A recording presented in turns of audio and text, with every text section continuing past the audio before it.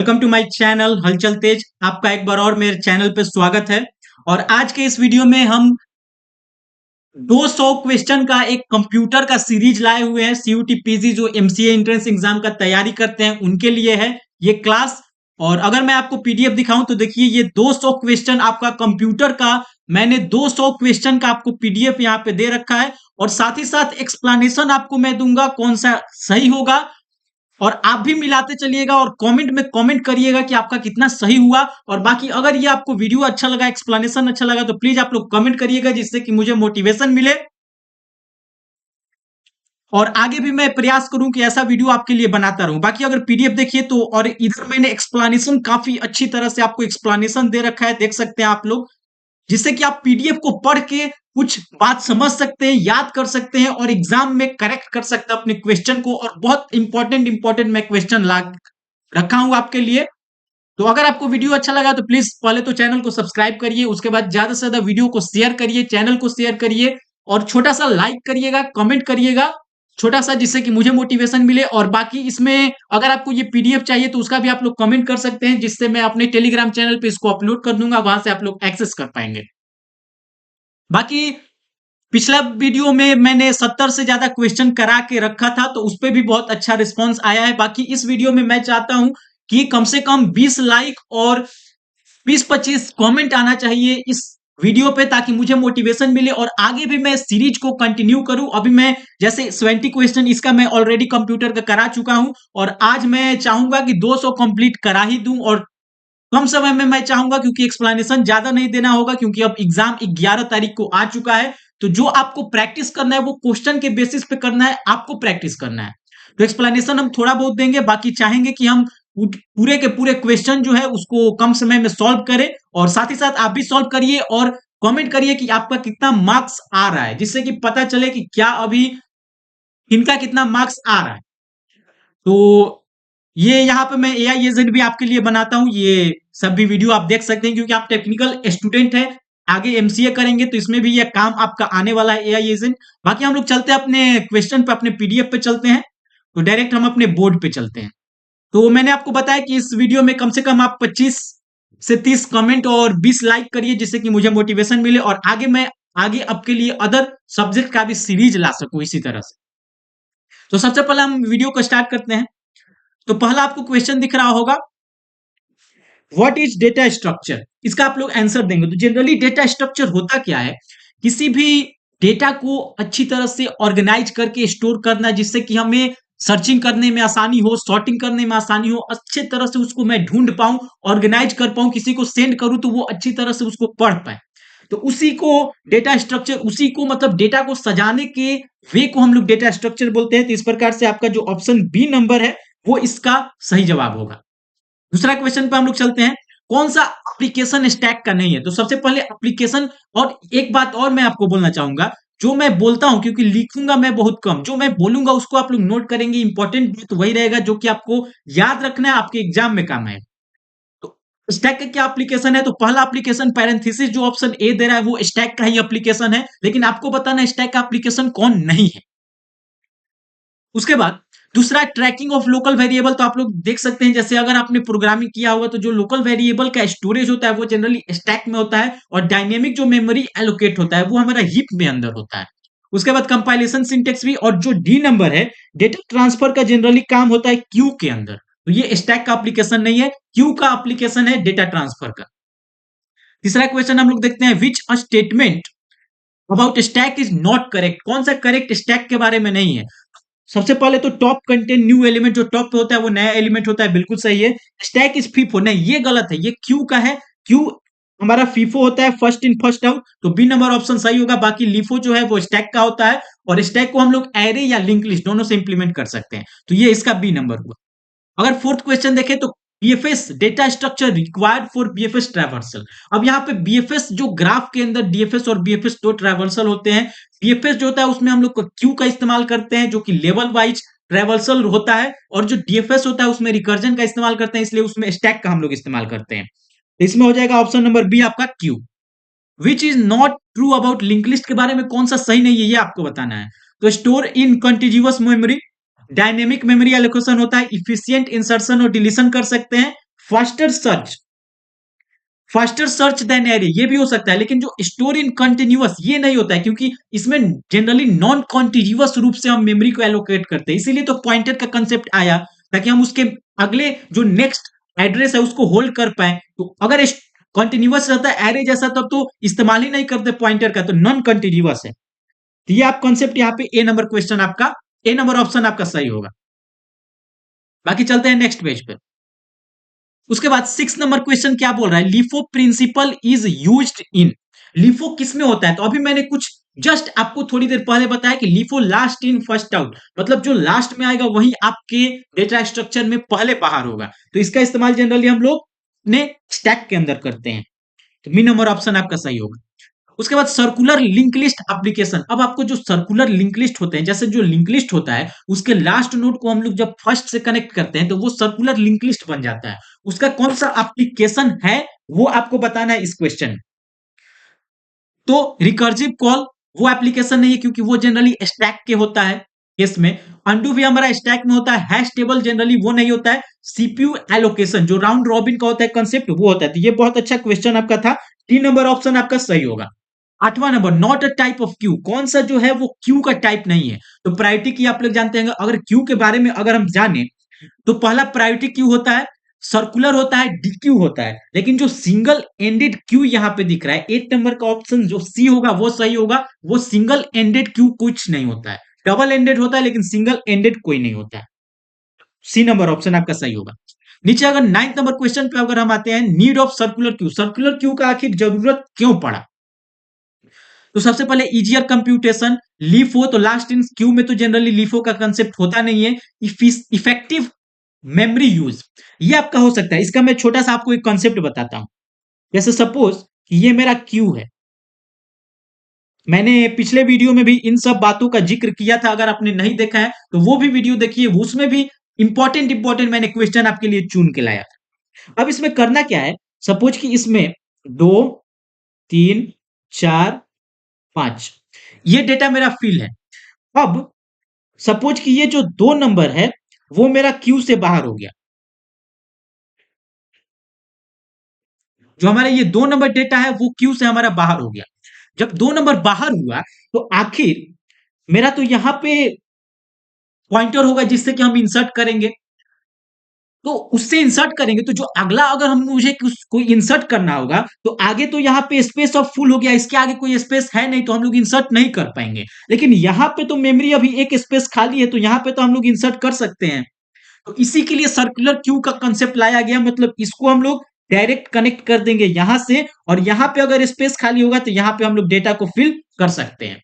तो यही होता है इफेक्टिव मेमोरी यूज, मतलब मेमोरी का जो यूजेस हुआ वो हमारा इफेक्टिव हुआ, इसलिए जो ऑप्शन नंबर सी होगा वो करेक्ट होगा। नीचे चलते हैं 10th नंबर क्वेश्चन पे, इसको एक बार इरेज करते हैं। बाकी 10th नंबर क्वेश्चन क्या बोल रहा है, most widely used external memory structure. तो इसमें कौन कौन सा होता है, ये एवीएल ट्री जनरली कंसेप्ट होता है, बैलेंस्ड बाइनरी जो कि हाइट के अनुसार बैलेंसिंग फैक्टर के अनुसार उसको बैलेंस करते हैं।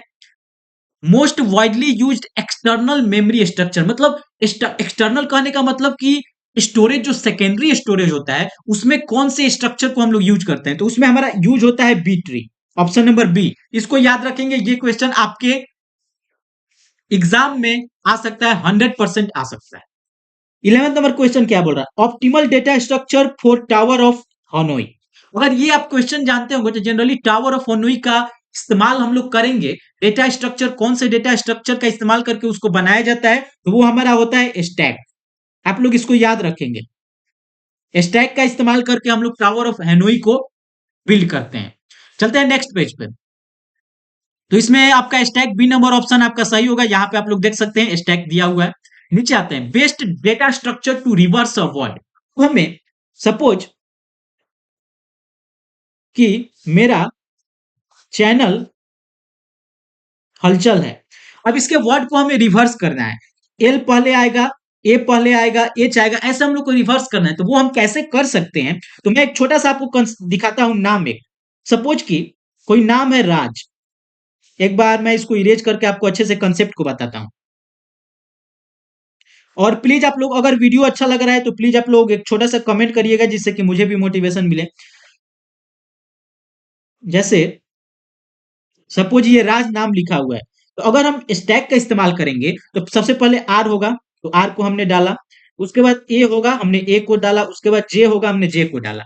तो अगर रिवर्स करना है तो रिवर्स में जे ए आर ये आना चाहिए। तो अगर हम जे को निकालेंगे तो जे को यहां डाल सकते हैं। उसके बाद ए को निकालेंगे, ए को यहां डाल सकते हैं। आर को यहां से रिमूव करेंगे, आर को इसमें इंसर्ट कर सकते हैं। तो ये देखिए जे ए आर। तो इस प्रकार से हम लोग देख सकते हैं कि जो हम रिवर्स का कंसेप्ट यूज करते हैं वो स्टैक में हमारा इफिशियंट हो जाता है। हम लोग अदर डेटा स्ट्रक्चर से भी कर सकते हैं, लेकिन इफिशियंट का जब बात आता है, बेस्ट का जब बात आता है, तो वहां पे हम लोग स्टैक के कंसेप्ट का यूज करते हैं। तो 12 का ए नंबर ऑप्शन आपका सही हो।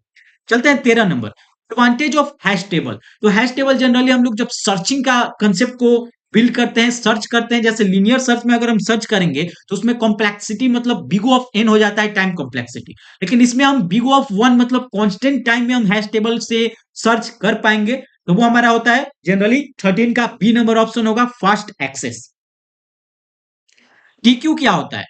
तो डीक्यू होता क्या है, जब हम इंसर्ट, जैसे मैंने अगर दो तीन क्वेश्चन पहले आपको बताया कि क्यू के कितने कितने टाइप होते हैं, तो उसमें डीक्यू बताया आपको, प्रायोरिटी बताया, सर्कुलर बताया। तो डीक्यू में होता है जनरली है दोनों एंड से आप लोग इंसर्ट और डिलीट दोनों कर सकते हैं, मतलब रेयर से इंसर्ट डिलीट भी कर सकते हैं, फ्रंट से इंसर्ट डिलीट भी कर सकते हैं। तो आपका जो सी नंबर ऑप्शन होगा वो सही हो। मैच द फॉलोइंग, अब इसको आपको मैच करना है। बीएफएस का यूज मैंने आपको बताया कि बीएफएस क्यू का इस्तेमाल करता है, तो ए नंबर का फोर्थ नंबर हो जाएगा। उसके बाद सेकेंडरी स्टोरेज, तो उसमें मैंने आपको बताया अभी थोड़ी देर पहले आपको जस्ट बताया कि सेकेंडरी स्टोरेज बी ट्री पे बना हुआ है, मतलब बी ट्री के यूज करता है सेकेंडरी स्टोरेज। कीफस का इस्तेमाल स्टैक के लिए होता है, और heap sort uses heap priority queue का इस्तेमाल करता है। तो आपका ए नंबर पे हो जाएगा फोर्थ, बी नंबर पे हो जाएगा सेकेंड, सी का हो जाएगा वन, और डी का हो जाएगा थर्ड नंबर। तो मैंने आपको बताया कि ये काफी इंपॉर्टेंट क्वेश्चन है, तो इसको आप लोग एक बार अच्छे से ध्यान से देखिएगा जरूर। उसके बाद देखिए best description of array, array का क्या डिस्क्रिप्शन, मतलब चार ऑप्शन है, इनमें से कौन सा बेस्ट सुटेबल होगा। तो static, linear, continuous, continuous memory, ये सभी को पता है एरे के बारे में, जिसमें कि हम लोग लीनियर मैनर में उसको कंटिन्यूअस मैनर में स्टोरी, कंटिन्यूअस मैनर में स्टोरेज हम लोग करते हैं, और बाकी वो स्टैटिक होता है, मतलब मेमोरी डायनेमिक क्रिएट नहीं करते हैं। तो हमारा बी नंबर ऑप्शन सही होगा। बाकी एरे इनिशियलाइजेशन इन सी, सी में हम लोग एरे को कैसे इनिशियलाइज करते हैं, तो ये आपका ऑप्शन नंबर 17 का हो जाएगा, बोथ। मतलब एरे को हम लोग इनिशियलाइज बोल रहे हैं, मतलब एक होता है कि उसमें एरे में डेटा को देना, और एक होता है इनिशियलाइज करना, मतलब एरे को बस इनिशिएट करना, एरे को बना देना, उसके बाद उसको छोड़ देना। तो पहला जो ए नंबर ऑप्शन है उसमें सिर्फ 5 साइज का एरे को बिल्ड किया, उसके बाद उसमें कोई डेटा को नहीं दिया। और दूसरा जो है वो डेटा को दिया, तो डेटा देने के बाद वो बाय डिफॉल्ट एरे अपने साइज को डेटा के बराबर, मतलब अगर 1 2 3 यहां पे अगर फिल है बी नंबर ऑप्शन में, तो ये 3 साइज का एरे बन जाएगा। तो आपका सी नंबर ऑप्शन सही होगा। उसके बाद कंसेप्ट यूजिंग एरे, एरे का यूज करके कौन सा कंसेप्ट आप लोग बिल्ड कर सकते हैं, तो यहां पे लोकेलिटी होता है, मतलब लोकेलिटी ऑफ रेफरेंस। स्टैटिक जो हम लोग स्टोर करते हैं वो लोकेलिटी होता है, तो 18 का D number. Not an application of stack, stack का कौन सा एप्लीकेशन नहीं है, तो अंडू रीडो मैंने बताया स्टैक का है। उसके बाद फंक्शन कॉल भी स्टैक के थ्रू होता है, एक्सप्रेशन को इवेल्युएट करते हैं वो भी स्टैक होता है। बाकी वोटर जो पुलिंग है, जो आपका सी नंबर ऑप्शन है, वो स्टैक का एप्लीकेशन नहीं है। 20 नंबर क्वेश्चन क्या बोल रहा है, adding element to full stack. अगर हमारा स्टैक सपोज सपोज कि मेरा 3 साइज का स्टैक है, 1 2 3 मैंने फिल किया। अब इसमें डेटा हम फिल नहीं कर सकते हैं क्योंकि 3 साइज का था, तीनों साइज मेरा फिल हो चुका है। तो जब हम इसमें नया डेटा को फिल करेंगे, मतलब नया कोई डेटा के का इंसर्शन करेंगे इस स्टैक के अंदर, तो वो हमारा हो जाता है ओवरफ्लो।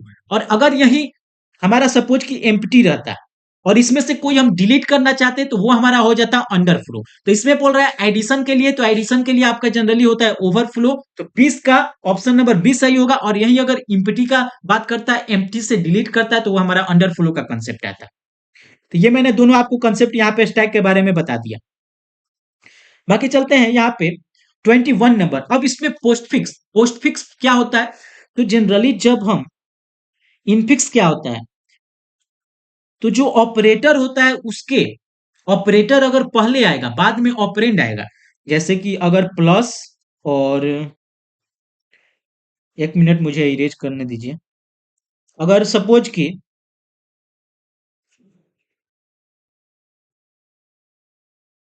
तो यहाँ पे देख सकते हैं जो प्लस ए बी यहाँ पे लिखे हैं ये हमारा हो गया जनरली प्रीफिक्स, क्योंकि इसमें जो ऑपरेटर है वो हमारा ऑपरेंड से पहले यूज हुआ है।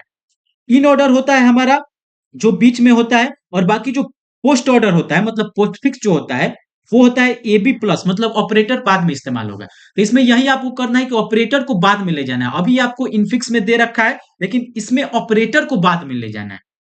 तो अगर आपको ये क्वेश्चन आता होगा तो इसका आप लोग सॉल्यूशन दीजिए कमेंट सेक्शन में। मैं आपको 21 नंबर जो क्वेश्चन है उसका आप लोग को सॉल्यूशन देना है कमेंट सेक्शन में। बाकी हम लोग चलते हैं अपने नेक्स्ट क्वेश्चन में। कुछ आप लोग भी कमेंट में आंसर दीजिए ताकि पता चले। बाकी ऑप्शन आप लोग चारों ऑप्शन देख लिया, आप लोग मिला लीजिएगा।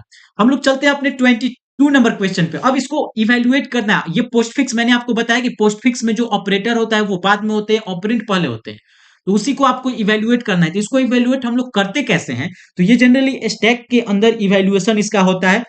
तो आपको करना क्या है, अगर पोस्टफिक्स दिया होगा तो आपको चलना है लेफ्ट से राइट की तरफ, और अगर प्रीफिक्स दिया होगा तो आपको चलना है राइट से लेफ्ट की तरफ। ये दो कंसेप्ट आप याद रखेंगे। उसके बाद प्रोसेस सेम होता है।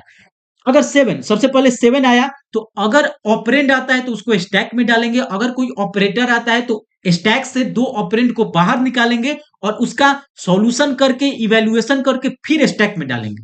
आप लोग देखिए ध्यान से, जैसे अगर 7 आया, 7 के बाद 9 आया, 9 के बाद 3 आया, 3 आया, उसके बाद हमारा प्लस ऑपरेटर आ गया। तो मैंने बोल रखा था कि दो निकालेंगे स्टैक से डेटा को। अब दो डेटा निकलेंगे वो कैसे, वो आपको बता रहे हैं।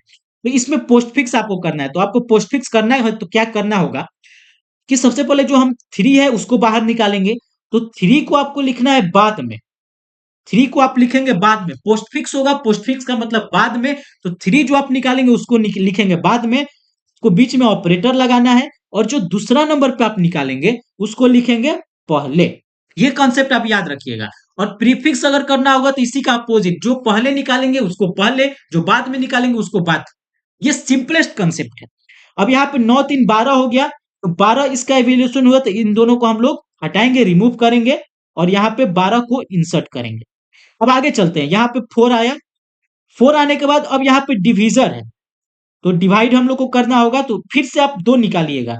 मैंने आपको बोला था जो पहले निकालेंगे उसको रखेंगे बाद में, बीच में लगाएंगे ऑपरेटर, और जो बाद में निकालेंगे उसको लिखेंगे पहले। अब इसका इवैल्यूएशन करेंगे तो हमारा 3 आ जाएगा आंसर। तो इसको फिर एक बार हम लोग हटाएंगे और फिर यहाँ पे 3 लिखेंगे। अब आ गया आपका मल्टीप्लाई, तो इसको एक बार इरेज करते हैं। मल्टीप्लाई आ गया, तो मल्टीप्लाई आने के बाद आपको क्या करना है, फिर से वही कंसेप्ट, जो पहले निकलेगा वो उसको लिखेंगे बाद में, यहाँ पे मल्टीप्लीकेशन डालेंगे, और जो बाद में निकलेगा 7 उसको लिखेंगे पहले, और फिर से इन दोनों का इवैल्यूएशन करेंगे तो 21 आ जाएगा आपका आंसर। तो सीधा आप 21 को स्टैक में डाल देंगे। अब इसके बाद आपका खत्म हो गया, तो 21 आपका आंसर हुआ। तो ऑप्शन नंबर ए जो होगा वो आपका करेक्ट होगा। तो आपको मैं इजी वे में आपका एक्सप्लेनेशन दिया कि कैसे आप लोग इसको बना सकते हैं, और ऐसे ऐसे क्वेश्चन एग्जाम में आपके आएंगे, क्योंकि क्वेश्चन आपके सिलेबस से ही तो आएंगे।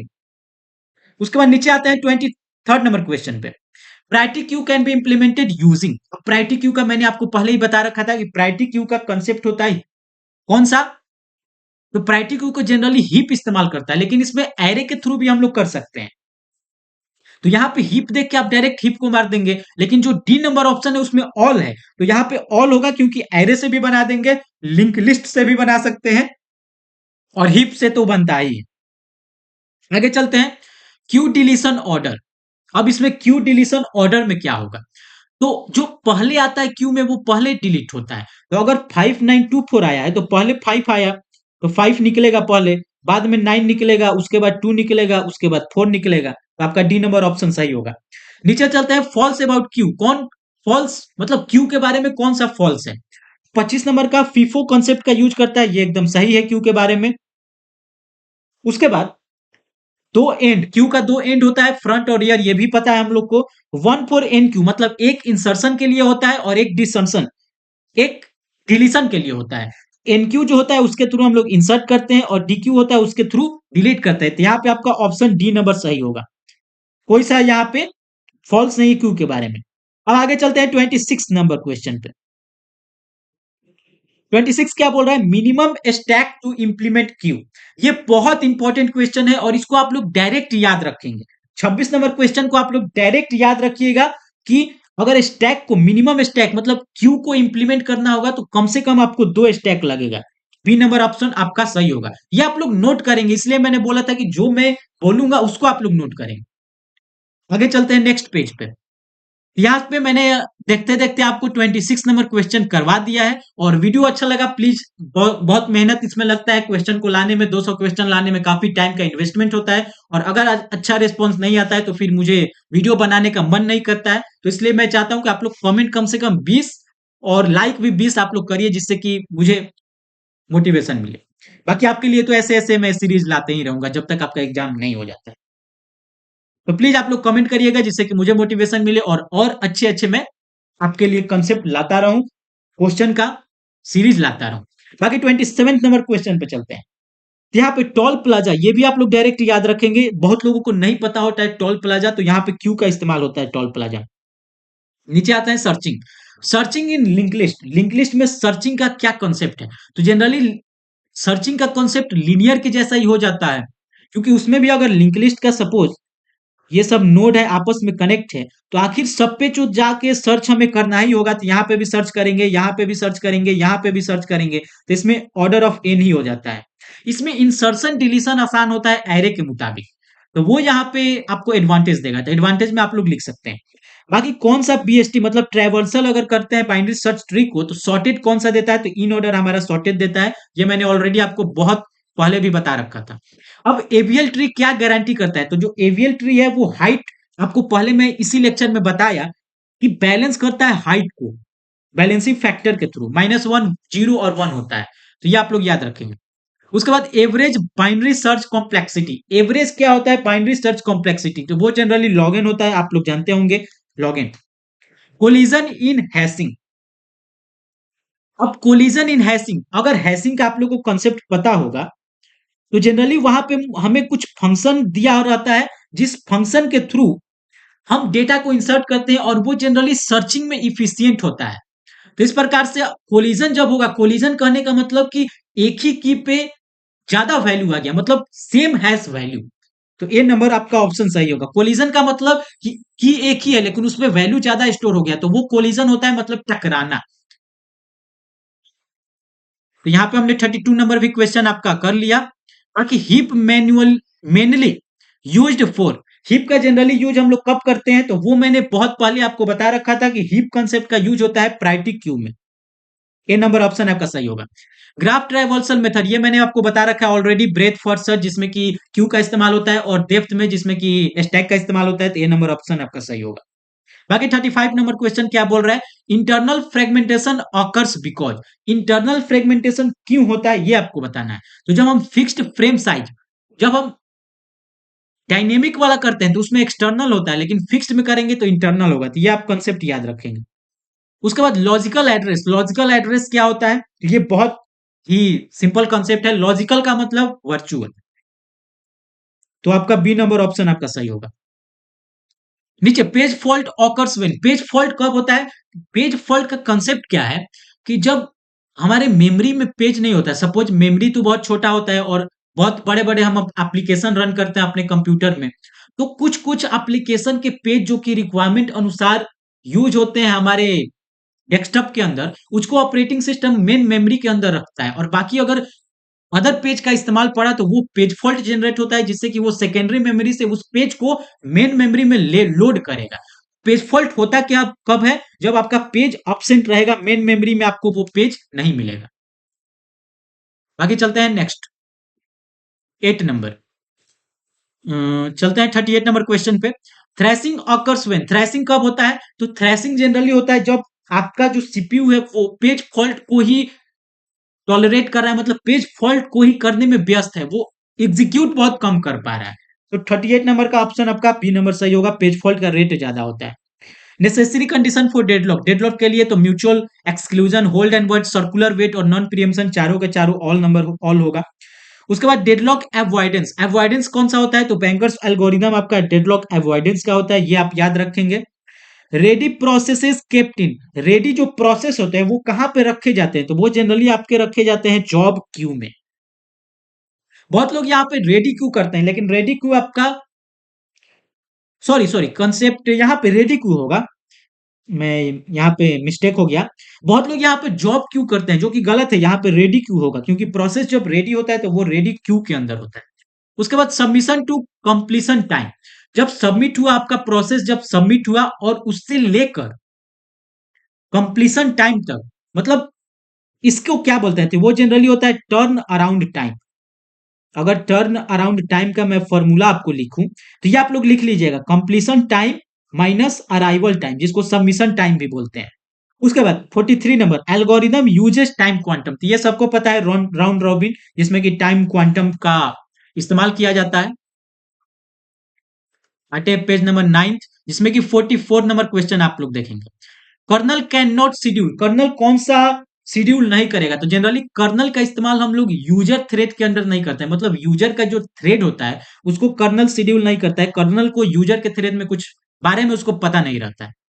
CPU scheduling basis of, CPU scheduling कौन से बेसिस पे होता है, तो जनरली वो मल्टी प्रोग्रामिंग, मतलब मल्टीपल प्रोग्राम को जो सीपीयू लाता है मेन मेमोरी के अंदर, तब जाके हमें शेड्यूलिंग करना पड़ता है, तो ये मल्टीपल मल्टी प्रोग्रामिंग होगा। उसके बाद इंसर्ट 50 30 70 20 इन एवीएल, एवीएल का मैंने आपको बताया था कि जनरली वो बैलेंसिंग फैक्टर, मतलब हाइट को बैलेंस करके चलता है। तो अगर मैं यहाँ पे 50 इंसर्ट करता हूं, इसके बाद मुझे 30 इधर इंसर्ट करना होगा, उसके बाद मुझे 70 इधर इंसर्ट करना होगा, और 30 के लेफ्ट में ही हमें 20 को इंसर्ट करना होगा।